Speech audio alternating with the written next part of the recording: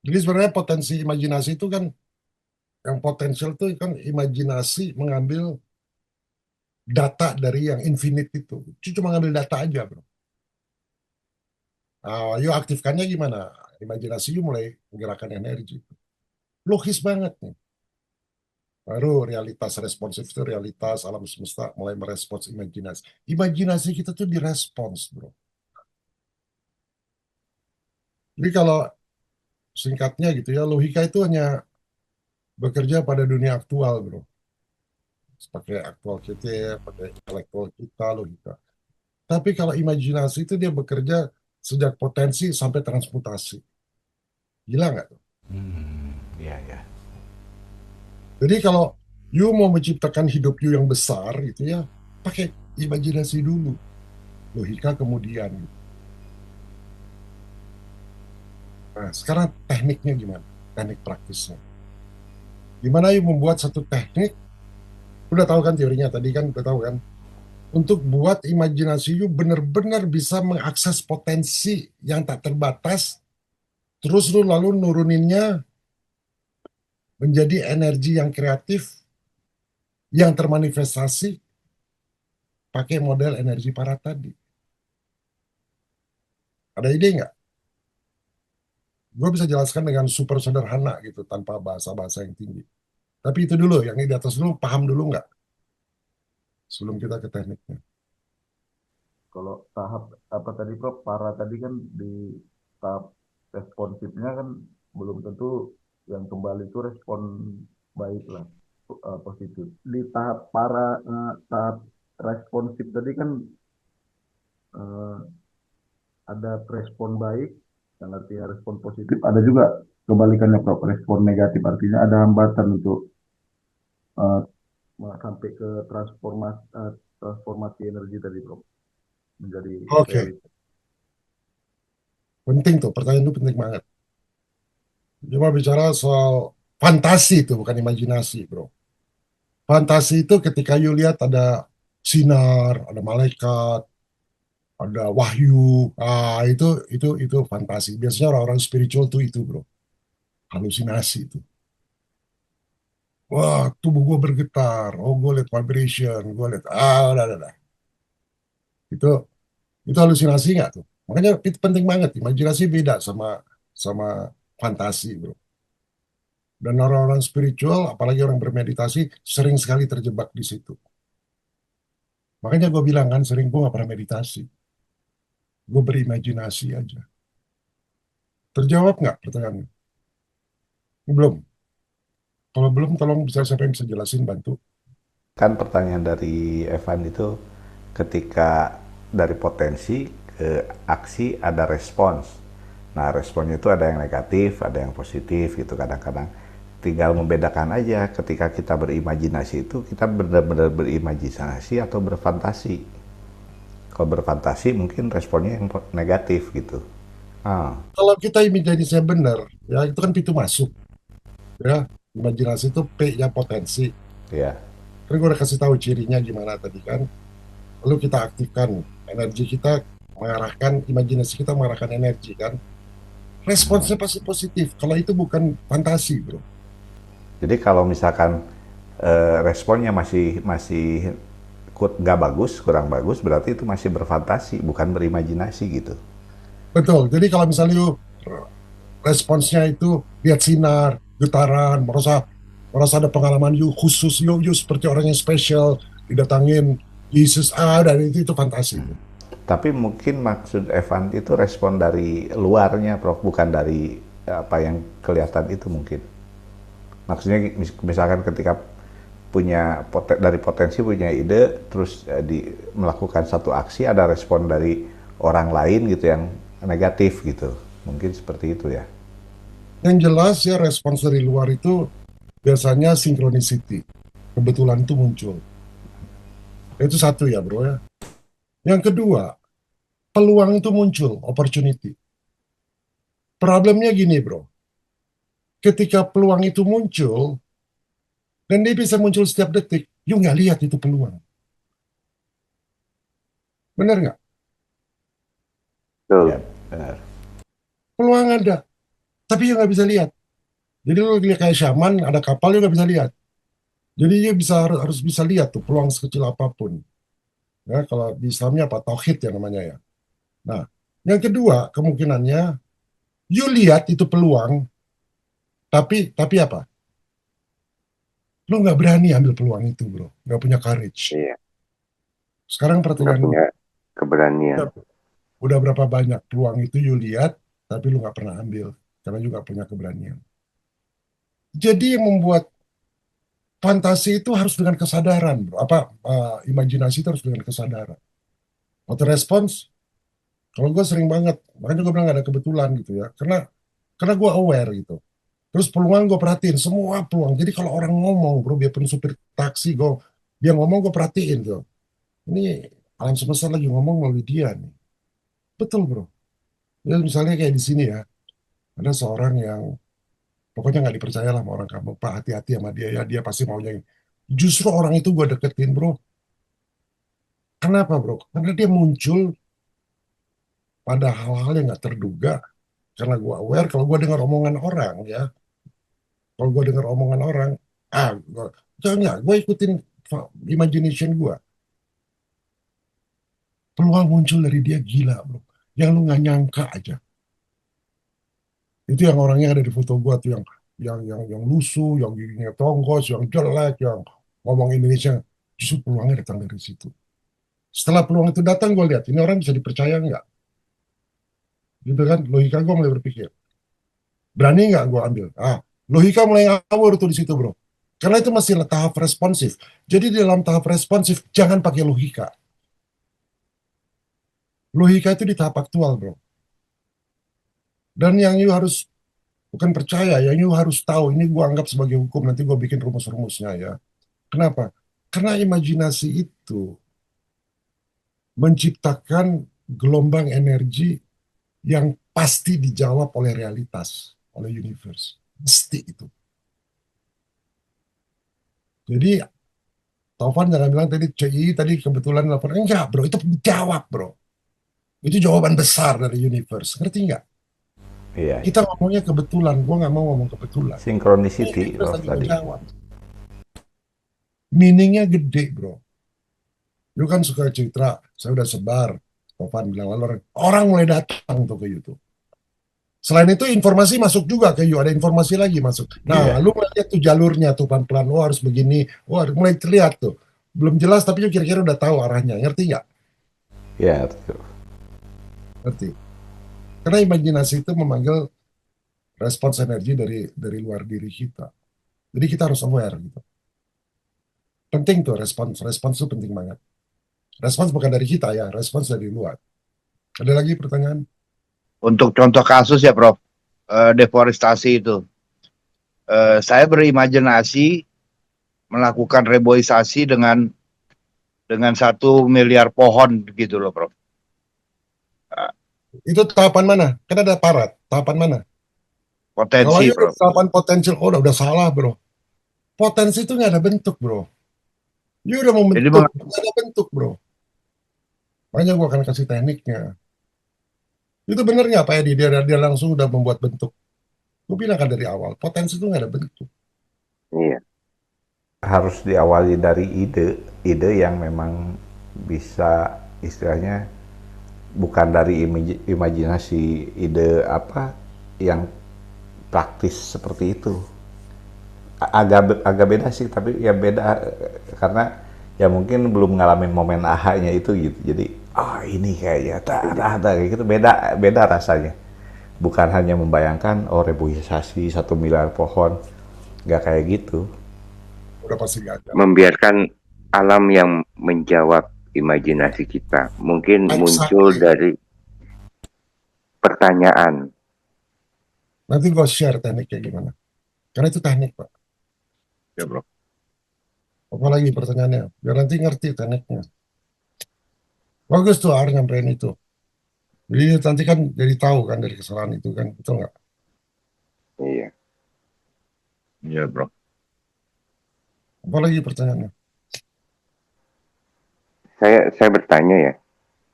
Tapi untuk kasus seperti yang mau diusung Kang Topan ini, transmutasi itu kan terjadi secara kolektif, bahkan kolektif besar kayak negara ya. Nah, mungkin akan kesulitan ketika kita berada pada tahapan dengan negara itu. Iya. Nah, itu yang memang perlu ya penguatan sih sebenarnya. Ya, kalau dari sendiri kan membongkar akar permasalahannya. Terjadinya deforestasi itu adalah adanya kebijakan-kebijakan pemerintah yang disembunyikan gitu ya, untuk kepentingan ya segelintir kelompok lah. Nah, makanya yang dikejar itu regulasi-regulasi yang memang punya kesalahan-kesalahan dan maksudnya saya juga nyari celah-celah hukum yang bisa menuntut bahwa satu tindakan memutuskan suatu regulasi tetapi dampaknya baru terasa 10 atau 20 tahun ke depan, tapi itu tidak menghilangkan kesalahan itu ketika si pejabat itu sudah pensiun, seharusnya masih bisa dituntut lah di pengadilan.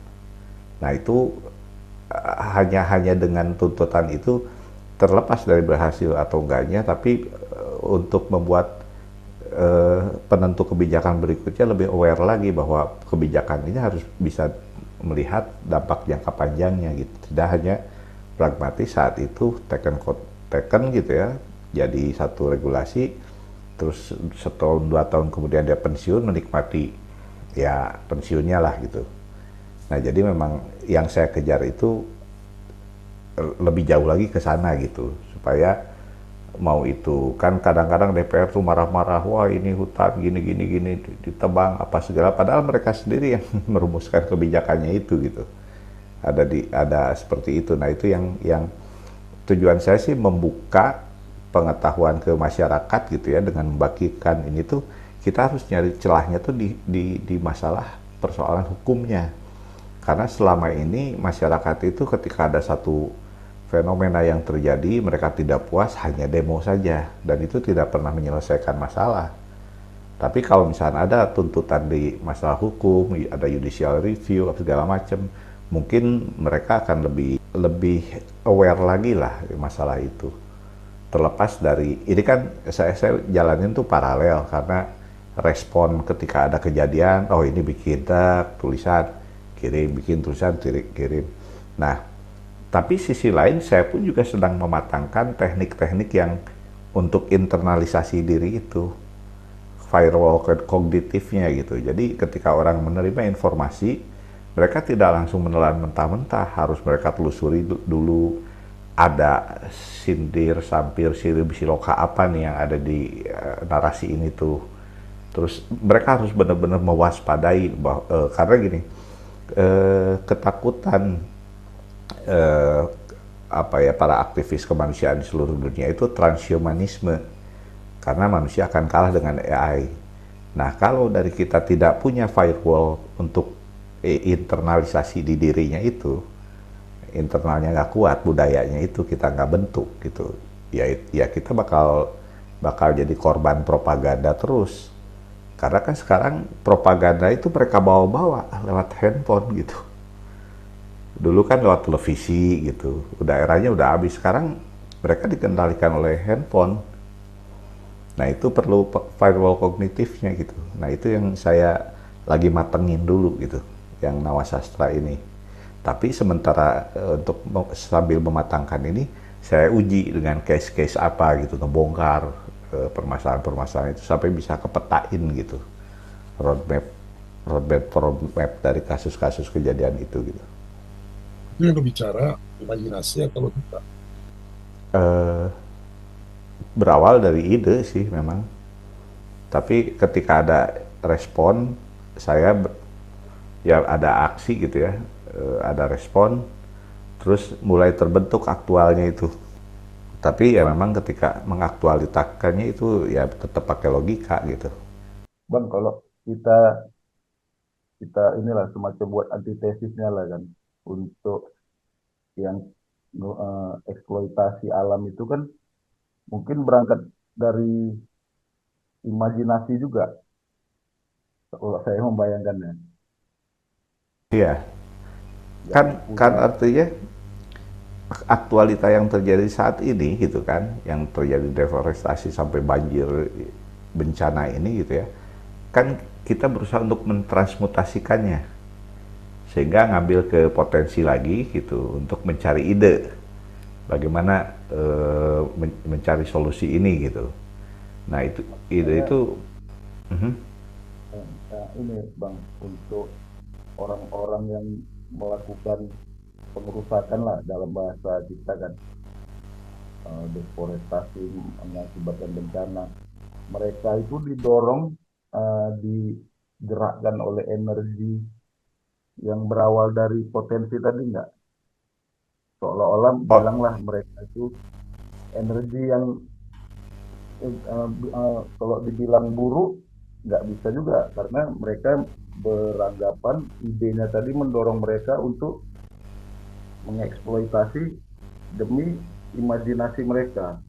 mungkin gini, pertama internal dirinya, sistemnya itu, sistem internal di dirinya itu sendiri ada yang nggak beres. Sehingga ketika mendapatkan ide, ya hanya pragmatis gitu, hanya untuk eksploitatif, bersifat ekstraksi untuk keuntungan pribadi lah. Nah itu yang menyebabkan kerusakan-kerusakan itu. Sementara orang-orang yang jadi korban kerusakan ya mereka kena collateral damage dari apa yang mereka lakukan. Nah, tapi kita perlunya ada antitesis mereka itu. Nah, kita ini kan berpikir di sini tuh kan tadi diobrolin itu bagaimana nih untuk mengatasi bencana segala macam. Nah, muncullah ide pemikiran untuk bagaimana supaya mereka ketika memutuskan suatu kebijakan atau mau mengambil sesuatu tindakan ya untuk melakukan ekstraksi itu ketika sudah ada awareness dari masyarakat bahwa bisa dituntut oleh hukum gitu ya karena kerusakan yang ditimbulkan sekarang itu sudah pasti ada kesalahan di apa di regulasi bisa dituntut karena ada udah nggak perlu dibuktikan karena udah terjadi udah bisa terbuktinya itu dari kejadiannya itu. Nah itu yang bisa di apa kita sosialisasikan pengetahuan hukum ini ke masyarakat, mereka akan bergerak sendiri gitu untuk berusaha ya istilahnya mendukung sesuai dengan apa yang kita inginkan, mereka inginkan juga untuk memperbaiki kondisi ke depannya gitu. Pertanyaannya Evan itu, kerusakan itu kan disebabkan oleh potensi juga. Itu kan maksudnya Evan. Oh, Betul, betul. Tapi kan eh, potensi yang diambil oleh orang itu tergantung orangnya juga dari internalnya. potensi itu ada apa aja, bro. Mau kita label, label baik, label buruk, Betul, semua ada di situ, bro. betul, setuju. Nah, jadi potensi itu apa gitu. Misalnya si orang ini mau kaya gitu ya. Nah, dia bisa Nah, jadi kaya karena potensi. Tapi semua ya, itu kan ada diaktifkan, dia respons, ada konsekuensinya, ngerti nggak? Ada betul, konsekuensi. betul. Ya Jadi kan, kita pikir apakah dalam potensi itu selalu baik? Ada baik, ada buruk, bro. bener. Ada evil, ada good, ada bad. Kan Oleh karena itu, potensi itu unlimit bersifat. kan potensi. Bisa Potensi itu nggak positif, bisa terbatas. negatif. Iya, makanya, nah tergantung aksinya. Ketika aksinya ternyata jadi merusak, artinya ada internal di sistem di dalam dirinya yang nggak benar gitu. Ketika beraksinya gitu, potensinya mah bisa bagus, bisa buruk sih. Apapun bisa diambil dari potensi itu, tapi ketika aksinya orang itu gitu, artinya ketika dia internalnya rusak ya nanti hasil aksinya responnya jadi ya bencana seperti ini gitu aktualnya tuh jadinya kan artinya ya kembali lagi ke yang tadi Prof katakan, bahwa yang perlu itu kan internalisasi sistem di dalam dirinya itu. Bagaimana kita punya apa prinsip-prinsip, nilai-nilai yang memang eh, harmonis, harus laras, harmonis dengan frekuensi semesta gitu, sehingga apa yang dilakukan sebagai aksinya itu ya tidak akan ya meminimalisir kerusakan lah. Nah, artinya sistem internal di kita juga selain kita bisa memfilter spiral kognitif, tapi ada kompasnya juga. Kompas berupa integritas, kompas moralnya lah, yang universal dari sistem pengetahuan untuk ekologi ekosistem, sehingga istilahnya kalau untuk di saat sekarang lah gitu ya, sehingga apa yang mereka lakukan itu berdasarkan kompas, nilai-nilai kompas moralnya, sehingga apa yang mereka kerjakan atau lakukan sebagai aksinya itu tidak berakibat merusak. Jadi kuncinya di aktivasinya maksudnya tuh Pak. Kuncinya ya ketika beraksinya itu, aksinya kan Ya, ada potensi terus aksi, potensi aktif, mengaktifkan. ya Nah, aktivasi lah ya. terjawab nggak tuh Evan? Atau masih belum puas? Kita sebagian itu cuman masih belum Belum membentuk clear. lagi. Dan saya jawab singkat aja bro. Jadi pertanyaan you, ketika hutan ini rusak, jadi karena itu ada potensi untuk itu. Jadi ide yang diambil itu ya, idenya misalnya motong pohon, ya tercipta, termanifestasi, tapi ya ada konsekuensinya kan, betul nggak? Karena potensi yang nggak terbatas yang mereka ambil mungkin kualitasnya rendah. So, pertanyaannya, potensi yang tertinggi apa yang you harus ambil? Keinginan tertinggi you apa? Coba sebagai manusia gitu ya.